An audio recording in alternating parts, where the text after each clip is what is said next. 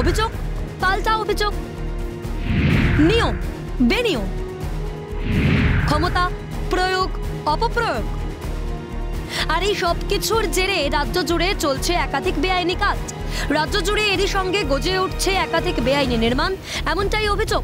Garden রিচের ঘটনার পর অবৈধ নির্মাণে বহু হদিশ প্রকট হয়ে বেরোচ্ছে। এ নিয়ে শিরোনামে এসেছে বিধাননগরও, সেখানেও গড়ে উঠেছে এমন বহু অবৈধ বহুতল। এবার তা নিয়েই দ্বন্দ্বমূলক মন্তব্য শোনা গেল বিধাননগর পুরসভার চেয়ারম্যান সব্যসাচী দত্ত এবং বিধাননগর পুর নিগমের মেয়র কৃষ্ণা চক্রবর্তীর গলায়। একদিকে বিধাননগর পুরসভার চেয়ারম্যান সব্যসাচী দত্ত এ বিষয়ে দাবি করেন, তার মেয়র পদে থাকাকালীন এমন কোনো অভিযোগ তার বিরুদ্ধে কেউ দেখাতে পারবে না। শুধু তাই না, অবৈধ নির্মাণ নিয়ে পূর্বে তার কাছে কোনো অভিযোগ এলে তার সংশ্লিষ্ট দপ্তরে চিঠি দিয়ে জানিয়েছেন বলেও মন্তব্য করেন সব্যসাচী। বিধাননগর কর্পোরেশনে বিল্ডিং দপ্তরের দায়িত্ব হচ্ছে মাননীয় মেয়রের। আপনি মাননীয় মেয়রকে জিজ্ঞেস করুন। আমি অন্যের দপ্তরে নাক গলানো সমীচীন মনে করি না।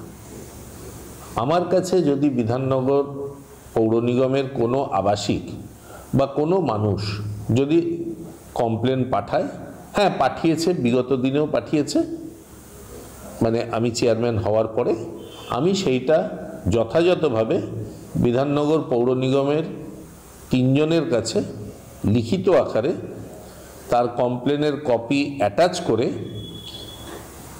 Executive engineer building plan, commissioner Bidhannagar corporation এবং মাননীয় মহানাগরিক 3 জনের কাছে সেই চিঠি ফরওয়ার্ড।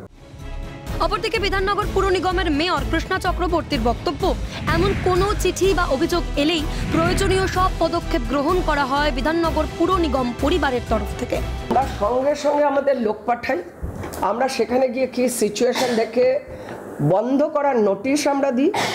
হাত জোর করে অনুরোধ করব যে সবাই মিলে এই ব্যাধিটার বিরুদ্ধে লড়তে হবে। কমপ্লেন আমাদের কাছে জমা পড়ে, সেটাকে আমরা সংশ্লিষ্ট দপ্তরে পাঠিয়ে দিয়ে তারা দেখে, তারা কোনো মানুষ যদি জানতে চায় সেখানে তারা জানিয়ে দেয়, সেটা হচ্ছে দপ্তরের কাজ।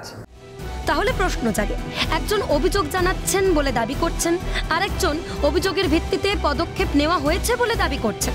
তা সত্ত্বেও এত অবৈধ নির্মাণ গজে ওঠার নিদর্শন দেখা গেল কেন বিধাননগর জুড়ে? গলত কোথায়? এই উত্তরই খুঁজছে ওয়াকিবহাল মহল। শুভদীপ মান্নার রিপোর্ট, ক্যালকাটা নিউজ।